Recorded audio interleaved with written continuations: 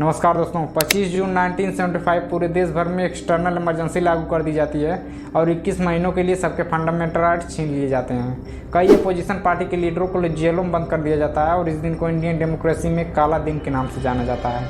लेकिन दोस्तों, आखिर क्या रीज़न था इस इमरजेंसी को डिक्लेयर करने के पीछे? आखिर क्यों इसे इतना खौफनाक माना जाता है? आइए आज के इस एपिसोड में करते हैं डिटेल में एनालिसिस। देखिए, अब ऐसा नहीं था कि साल 1975 में पहली बार इमरजेंसी डिक्लेयर करी गई थी। उससे पहले साल 1962 के इंडो चाइना वार और साल 1971 के इंडिया पाकिस्तान वार में भी इमरजेंसी डिक्लेयर करी गई थी। लेकिन ये जो साल 1975 की इमरजेंसी थी, ये उन दोनों इमरजेंसी से अलग थी। अगर आप इंडियन कॉन्स्टिट्यूशन का आर्टिकल 352 देखेंगे तो उसमें साफ साफ लिखा गया है कि इंडिया में सिर्फ 3 कारणों से ये इमरजेंसी डिक्लेयर करी जा सकती है। पहला कारण ये है कि जब इंडिया किसी दूसरे देश के साथ जंग पर गया हो, और दूसरा कारण ये है कि जब इंडिया पर किसी दूसरे देश के द्वारा हमला किया गया हो, एंड तीसरा कारण है इंटरनल डिस्टर्बेंस का, यानी कि जब देश के अंदर किसी प्रकार का रिवेलियन हो रहा हो। तो जो पिछली 2 इमरजेंसीज लगाई गई थी उसके पीछे तो वार हुआ था, लेकिन ये जो साल 1975 की इमरजेंसी थी उसके पीछे इंटरनल डिस्टर्बेंस का रीजन लिया गया। लेकिन दोस्तों, इसके पीछे कोई एक रीजन, कोई एक कारण नहीं था, बल्कि इसके पीछे कई सारे सीक्वेंस ऑफ इवेंट्स हुए थे जिसका आउटकम ये साल 1975 की इमरजेंसी आई। इन सभी इवेंट्स की शुरुआत होती है साल 1966 से। ये वो दौर था जब इंडिया एक ऐसे फेज से गुजर रहा था जब फूड स्टोरेज, बढ़ती बेरोजगारी एंड बढ़ती गरीबी के कारण इंडियन इकोनॉमी पर एक बुरा असर पड़ रहा था। तब इंडिया को एक ऐसे प्राइम मिनिस्टर की ज़रूरत थी जो इंडियन इकोनॉमी को रिवाइव कर सके, और तब इंडिया को साथ मिला इंदिरा गांधी का। इंदिरा गांधी इंडिया की वो महिला थी जो इंडिपेंडेंट इंडिया के फर्स्ट प्राइम मिनिस्टर महिला थी। तो वो पावर में आने के बाद कई बड़े फैसले लेती हैं, बैंक नेशनलाइजेशन से लेकर प्रिवी पर्स एबोल्यूशन तक। साल 1969 में इंदिरा गांधी की सरकार फैसला लेती है कि वो इंडिया की 14 बैंक्स को नेशनलाइज करेंगी। इस फैसले के अकॉर्डिंग अब इन 14 बैंक्स की ओनरशिप अब सरकार के हाथ में आनी थी। इंदिरा गांधी का मानना था कि अगर इन 14 बैंक्स का नेशनलाइजेशन किया गया तो ये सभी बैंक्स देश के कोने कोने में पहुंचकर गरीब से गरीब नागरिक को अपनी सर्विस प्रोवाइड कर सकेंगी, जो कि एक प्राइवेट कंपनी बिल्कुल भी नहीं करेगी, क्योंकि वो अपने प्रॉफिट के बारे में सोचेगी। 18 जुलाई 1969 को फैसला लिया जाता है कि सरकार इसे ऑर्डिनेंस के थ्रू पास करेगी।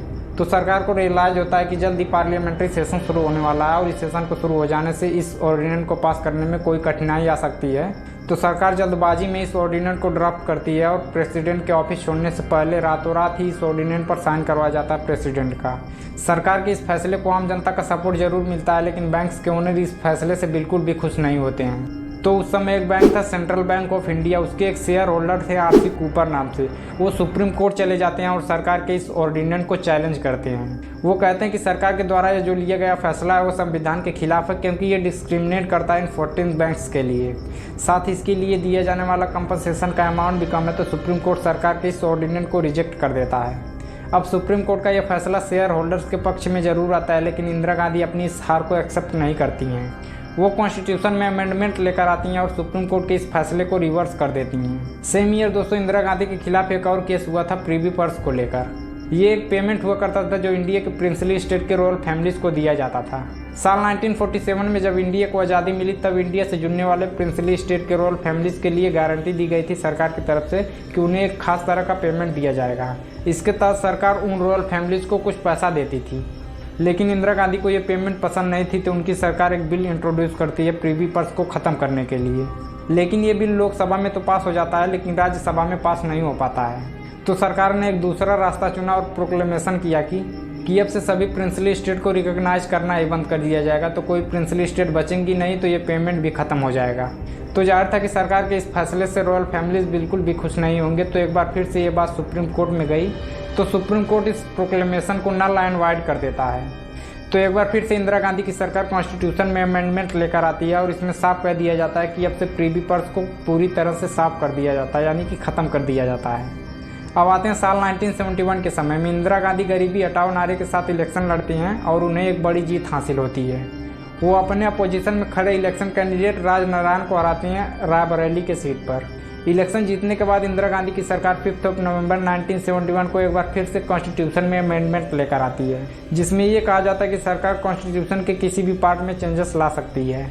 उसके अगले साल 1972 में सरकार एक बार फिर से कॉन्स्टिट्यूशन में अमेंडमेंट लेकर आती है, जिसमें कहा जाता है कि पब्लिक यूज के लिए सरकार किसी भी प्राइवेट प्रॉपर्टी को जब्त कर सकती है और उसके लिए दिया जाने वाला कंपनसेशन का अमाउंट भी सरकार ही तय करेगी। उसमें कोर्ट किसी भी तरह का इंटरफेरेंस नहीं करेगा।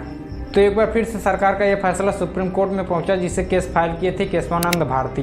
दरअसल साल 1969 में केरल सरकार 2 भूमि सुधार कानून बनाती है। इस कानून के मुताबिक सरकार केरल राज्य के सभी मठों की जमीन को जब्त करने का फैसला सुनाती है। लेकिन सरकार के इस फैसले के खिलाफ केशवानंद भारती अपनी आवाज उठाते हैं और आर्टिकल 26 का हवाला देते हुए कहते हैं कि संविधान के अनुसार देश में धर्म का प्रचार करने के लिए मठों को बनाने के लिए लोगों को अधिकार दिया गया है, इसलिए सरकार ने जो कानून बनाया वो संविधान के खिलाफ है। 24 अप्रैल 1973 को सुप्रीम कोर्ट के 13 जजेस की बेंच केशवानंद भारती केस पर एक हिस्टोरिक जजमेंट करती है, जिसमें इंडिया के हर एक सिटीजन का फंडामेंटल राइट तय हो जाता है। 68 डेज की बैठक के बाद सुप्रीम कोर्ट ये फैसला लेता है कि सरकार कॉन्स्टिट्यूशन में अनलिमिटेड अमेंडमेंट कर सकती है, लेकिन वो संविधान के बेसिक स्ट्रक्चर को चेंज नहीं कर सकती है। अब साल 1971 दोस्तों वो साल भी था जब इंडिया और पाकिस्तान वार हुआ था, जिस पर मैंने ऑलरेडी वीडियो बना रखा है, नीचे लिंक डिस्क्रिप्शन में दिया गया है, आप जाके देख सकते हैं। अब इस वार के बाद इंडियन इकोनॉमी पर एक बार फिर से बर्डन पड़ता है, फूड प्राइसेस तेजी से बढ़ते हैं, इन्फ्लेशन बढ़ता है, साथ ही फील्ड मानसून के चलते एग्रीकल्चरल प्रोडक्टिविटी भी कम हो जाती है।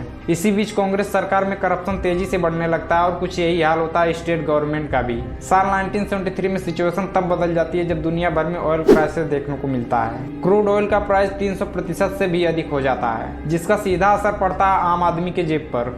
उसके अगले साल 1974 में गुजरात के चीफ मिनिस्टर चिमन भाई पटेल का एक घोटाला सामने आता है। 3 जनवरी को गुजरात यूनिवर्सिटी के स्टूडेंट प्रोटेस्ट करते हैं और कहते हैं कि गुजरात की सरकार को डिसॉल्व कर दिया जाए और मुख्यमंत्री चिमन भाई पटेल अपने मुख्यमंत्री पद से रिजाइन कर दें। इंदिरा गांधी को जनता की बात को मानना पड़ता है और चिमन भाई पटेल अपने मुख्यमंत्री पद से इस्तीफा दे देते हैं। उसी तरह बिहार में भी गुजरात की तरह एक मूवमेंट की शुरुआत होती है, जिसे लीड किया जा रहा था एक्टिविस्ट JP नारायण के द्वारा। गुजरात की तरह बिहार सरकार को भी डिसॉल्व करने को लेकर फोर्स किया जाता है, लेकिन इंदिरा गांधी यहाँ पर नरम नहीं पड़ती हैं। इसके अलावा एक और लीडर जॉर्ज फर्नांडिस 3 दिन की रेलवे स्ट्राइक करवाते हैं, रेलवे में काम करने वाले वर्कर को बेटर वर्किंग कंडीशन प्रोवाइड करने को लेकर। इसी बीच इंदिरा गांधी को एक बड़ा झटका लगता है इलाहाबाद हाई कोर्ट से। साल 1971 के इलेक्शन फ्रॉड एलिगेशन में इंदिरा गांधी को दोषी ठहराया जाता है। पिछले 2 सालों से इंदिरा गांधी के खिलाफ एक केस चल रहा था, जिसे केस फाइल किए थे इलेक्शन कैंडिडेट राजनारायण। वो इंदिरा गांधी पर आरोप लगाते हैं कि साल 1971 के इलेक्शन में इंदिरा गांधी अनफेयर तरीकों से सीटें जीती हुई थी। उन पे 14 क्राइम आरोप लगाए जाते हैं इलाहाबाद हाई कोर्ट के द्वारा। इन सभी क्राइम की वजह से इलाहाबाद हाई कोर्ट इंदिरा गांधी की लोकसभा सीट को नल एंड वाइड कर देता है और डिक्लेयर करता है कि पिछले 6 सालों तक इंदिरा गांधी कोई भी इलेक्शन नहीं लड़ सकती हैं। तो इंदिरा गांधी इलाहाबाद हाई कोर्ट के इस जजमेंट को सुप्रीम कोर्ट में ले जाकर चैलेंज करती हैं। 24 जून 1975 को सुप्रीम कोर्ट इंदिरा गांधी की अपील सुनता है और इलाहाबाद हाई कोर्ट के जजमेंट पर स्टे लगाते हुए कहता है कि इंदिरा गांधी अगले इलेक्शन तक प्राइम मिनिस्टर पद पर बनी रह सकती हैं, लेकिन उनकी सारी प्रिविलेजेस छीनी जाएंगी। कोर्ट के इस फैसले के बाद अपोजिशन पार्टी के लीडर इस मौके का भरपूर फायदा उठाते हैं और लोग सड़कों पर उतर जाते हैं। जो जनता कभी इंदिरा गांधी के सपोर्ट में आवाज उठाती थी, वही जनता आज इंदिरा गांधी के अगेंस्ट प्रोटेस्ट करती है। खुद एक बार फिर से JP नारायण जनता के सपोर्ट में आते हैं और देश में बढ़ते करप्शन इन्फ्लेशन के लिए वो इंदिरा गांधी को दोषी ठहराते हैं। वो स्टूडेंट से भी अपील करते हैं कि स्टूडेंट बाहर आकर इस क्रांति का हिस्सा बने। करीब 1 लाख लोग दिल्ली के रामलीला मैदान में इकट्ठा होते हैं। इसी दिन JP एक ऐतिहासिक भाषण देते हैं। वो पुलिसकर्मी और फोर्सेस से भी कहते हैं कि वो अनकॉन्स्टिट्यूशनल सरकार की बात को मानना बंद कर दें। इंदिरा गांधी JP के इस भाषण को देश में रिवोल्ट भड़काने के रूप में लेती हैं और 25 जून की आधी रात को इंदिरा गांधी अपने कुछ ट्रस्टेड मिनिस्टर के साथ कंसल्ट करती हैं और उनकी एडवाइस पर एक रिटर्न लेटर लिखती हैं प्रेसिडेंट फखरुद्दीन अली अहमद को कि वो देश में एक्सटर्नल इमरजेंसी डिक्लेयर कर दें, और उसी रात को प्रेसिडेंट इमरजेंसी डिक्लेयर भी कर देते हैं। कुछ ही घंटों के अंदर कई अपोजिशन पार्टी के लीडरों को अरेस्ट कर लिया जाता है और उसके अगले ही सुबह Indira Gandhi all India radio पर आती हैं और डिक्लेयर करती हैं, भाइयों और बहनों, राष्ट्रपति जी ने आपातकाल की घोषणा की है। इससे आतंकित होने का कोई कारण नहीं है। आप सभी गहरे और व्यापक षड्यंत्र से अवगत होंगे जो उस समय से रचा जा रहा है। मुझे विश्वास है कि आंतरिक स्थिति में तेजी से सुधार होगा, जिससे हम जल्द से जल्द इस घोषणा को समाप्त कर सकें। उम्मीद है दोस्तों वीडियो आपको इन्फॉर्मेटिव लगा होगा। आप ऐसे ही वीडियो देखने के लिए हमारे चैनल को सब्सक्राइब कर सकते हैं। चलिए मिलते हैं किसी नेक्स्ट वीडियो में, तब तक के लिए बहुत बहुत धन्यवाद।